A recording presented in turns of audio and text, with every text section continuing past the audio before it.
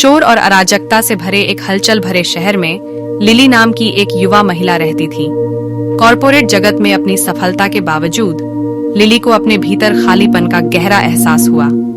वह आंतरिक शांति और सद्भाव के लिए तरस रही थी, लेकिन उसके करियर की मांगों और समाज के दबाव ने उसे अपने वास्तविक स्व से अलग कर दिया था। एक दिन जब लिली एक पार्क में घूम रही थी, उसकी नजर एक शांत कोने में बने एक छोटे से जैन उद्यान पर पड़ी। इसकी शांति से प्रभावित होकर वह बगीचे में दाखिल हुई और उसने खुद को एक बुद्धिमान बूढ़े साधु के पास खींचा, जो कोई तालाब के पास शांति से बैठा था। भिक्षु ने लिली की आंतरिक उथल-पुथल को महसूस किया, गर्मजोशी से मुस्कुराया और उसे अपने पास बैठने के लिए आमंत्रित किया। आपका स्वागत है, प्रिय यात्री, उन्होंने कहा। क्या चीज आपको शांति के इस बगीचे में लाती है? लिली ने अपने संघर्षों और आंतरिक शांति की लालसा को साझा करते हुए भिक्षु के सामने अपने दिल की बात रखी। भिक्षु ने ध्यान से सुना, उसकी आंखें करुणा से भर गईं। एक पल की चुप्पी के बाद उन्होंने धीरे से कहा, लिली, आंतरिक सद्भाव का मार्ग आत्म स्वीकृति और आत्म करुणा से शुरू होता है। मैं आपके साथ एक कहानी साझा करना चाहता हूँ। वह शुरू किया। एक समय की बात है, एक दूर के गांव में मेई नाम की एक युवा महिला रहती थी। मेई अपनी दयालुता और उदारता के लिए जानी जाती थी, लेकिन वह अपने भीतर एक भारी बोझ लेकर चलती थी। वह पिछली गलतियों से परेशान थी और आत्मसंदेह से ग्रस्त थी। मेई आंतरिक शांति के लिए तरसती थी, लेकिन उसका मानना था कि वह खुशी के योग्य नहीं थी। एक दिन मेई ने पास के पहाड़ के ऊपर रहने वाले एक बुद्धिमान बूढ़े ऋषि के बारे में सुना। उत्तर खोजने के लिए दृढ़ संकल्पित होकर वह उनका मार्गदर्शन लेने के लिए एक विश्वासघाती यात्रा पर निकल पड़ी। कई दिनों की चढ़ाई के बाद वह ऋषि के साधारण निवास पर पहुंची। ऋषि ने गर्मजोशी भरी मुस्कान के साथ मेई का स्वागत किया और उसकी कहानी सुनी। उन्होंने उसके दर्द को समझा और धीरे से कहा, मेई, आंतरिक सद्भाव की कुंजी अपनी छाया को गले लगाने और खुद को माफ करने में निहित है। केवल तभी आप वास्तव में शांति पा सकते हैं। मेई हैरान थी, लेकिन मैंने जो गलतियां की हैं, उनके लिए मैं खुद को कैसे माफ कर सकता हूँ? उसने पूछा। ऋषि ने मेई को एक छोटा दर्पण दिया और कहा, इस दर्पण में देखो मेरे प्रिय, और मुझे बताओ कि तुम क्या देखते हो।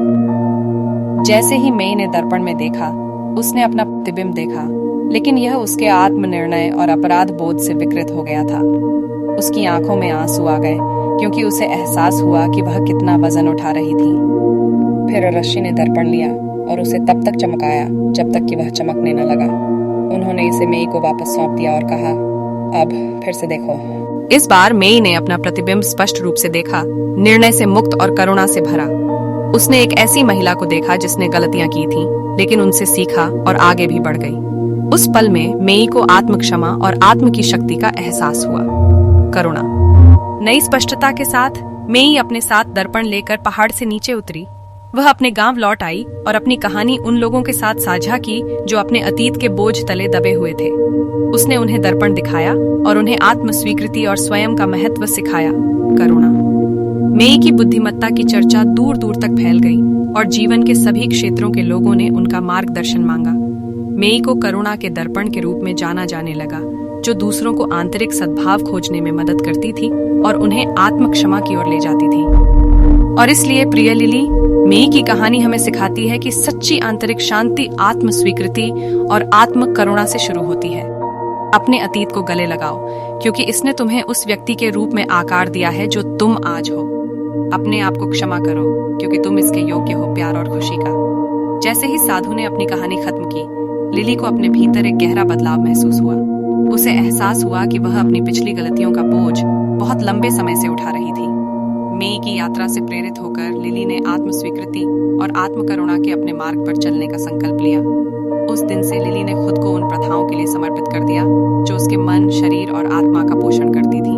उसने माइंडफुलनेस मेडिटेशन की खोज की, आत्मचिंतन में लगी रही और अपने अतीत के घावों को ठीक करने के लिए थेरेपी की तलाश की।